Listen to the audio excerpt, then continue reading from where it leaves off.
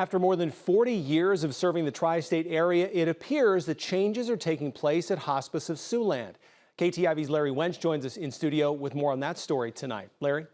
Matt, in a letter received by people who have used the services of Hospice of Siouxland, a company called St. Croix Hospice says Hospice of Siouxland is now part of St. Croix.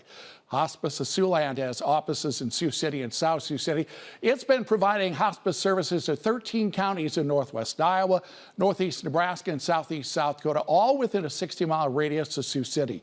St. Croix's letter says it has locations in 10 states, including 5 Iowa communities, 5 communities in Nebraska, and 1 in South Dakota. The founder and CEO of St. Croix Hospice also has connections to Siouxland. The company's website says Heath Bartness began his career as a graduate student working for the Iowa Department of Health. Later, he was a nursing home administrator in Ottumwa and a long-term care center in West Des Moines as well.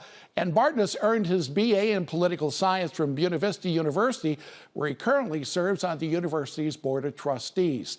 Now, despite the letter that was sent out and signed by Bartness, a spokesperson for St. Croix says they have no comment about the letter, but they will reach out to me at a later time. Matt?